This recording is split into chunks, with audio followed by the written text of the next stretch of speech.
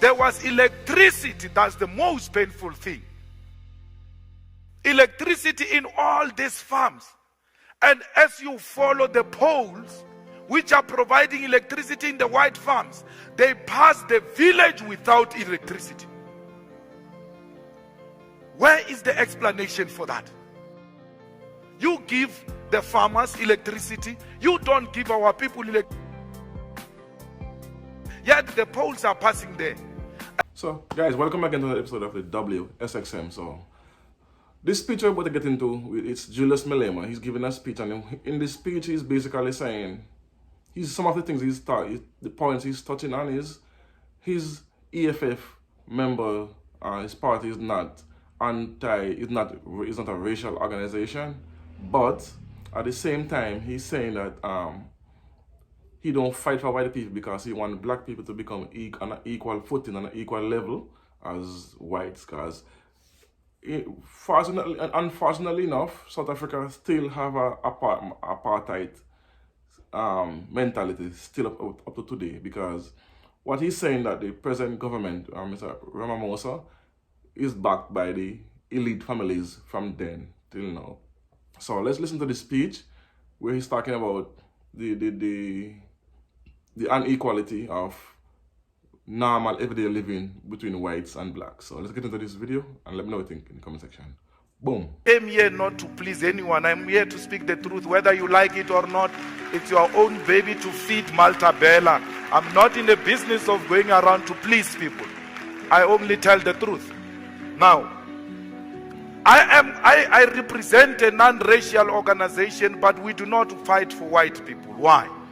Why should we fight for them? What do you want? What do they want? When you say you are fighting for all in South Africa, black and white, what do white people want? Except to want to remain in a position of privilege. That's what they want. They want to remain in a position of privilege, and we are rejecting that.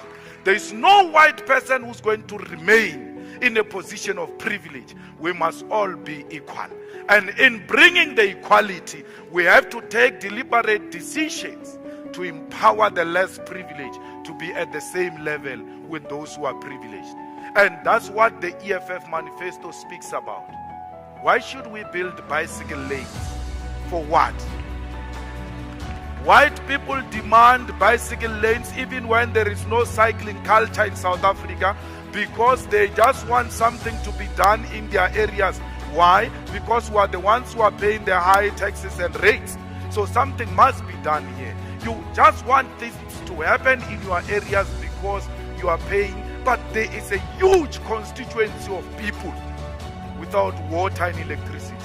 You must be ashamed that you want bicycle lanes. There are people without flushing toilets. That's what you are so. Principal came here to tell you before me. And he speak everything nice.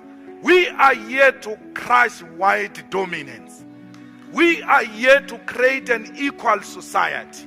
And crushing of white dominance does not mean hatred of white people. It means the deliberate effort to liberate the black African majority, which is oppressed, and that is not division. Division is when you protect white privilege to the exclusion of black majority. And no one, not Musi, not Zweli, represent that agenda.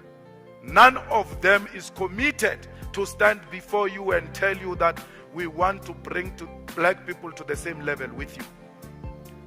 We are in a show to watch a music festival, and we are sitting at the back there. I'm with a fellow who is short, and this fellow can't see the artist who's performing there. And then when they bring a chair for this fellow to be at the same level with me to see the artist who's performing there, I complain. No, we're being treated differently. Why is this one having a chair and I do not have a chair? We are equal. Hey, we are not equal. He can see, you can see. You have to see, all of you. It is unfair. It is actually undermining the agenda to fight for equality. We need to empower the poor masses of our people. And the rich and the privileged ones should be at the forefront of subsidizing the poor, working with government. What is the agenda here? You want water, they want water. You can afford to pay for water, they cannot afford to pay water. And we're saying, let them get water for free. Why should you complain? Because you are also getting water. The only difference is that you can afford for it. Let us give our people water. Our people live in houses in the urban areas with taps which can't produce water because the municipalities have closed. There is no difference between Pick and Pay and the municipality. When you go to Pick and Pay, you pay to get water. When you go to a municipality, you pay to get water. Municipalities must not be run like business entities. They must know their first mandate is to deliver services to our people. They must not think their first mandate is to collect money from the people. Give the people water and make those who can afford to pay, pay. And then create methods to raise money. Politicians must start thinking and stop sitting on their brains. How do we generate money without exploiting the poor? How do we create money? We need to have municipalities which are engaged in creativity so that they raise money to subsidize the poor. The poor are actually more poorer today. Why do we have a situation where people don't have flushing toilets? These houses that Julius Malema is talking about, they've given people RDP houses. After 1994, you give people RDP houses without a flushing toilet. And then you want to say you are bringing dignity of people back without a flushing toilet. There's no dignity without a flushing toilet. You can't claim to have dignity without a flushing toilet. There is no dignity which has been restored through giving people houses which are not in good condition first, but secondly, those houses do not have flushing toilets. If you go even in the most rural areas, you find a farm. In that farm, there is a farmhouse of a white man. That white man is not helping himself in a pit toilet. He's got a flushing toilet. Next to that farm, there is a village. That village, the whole village, they use pit toilets. Why is the ANC not going into the white man's farm to see how the white man is flushing? And take the same method of the white man and give to black communities next to that farm.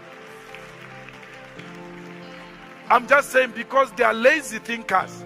Maybe if they go to a white man's farm, they will see it practically and start doing it.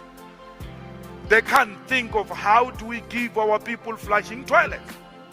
I had a farm myself which was taken away from me by the ANC and given to a white man again.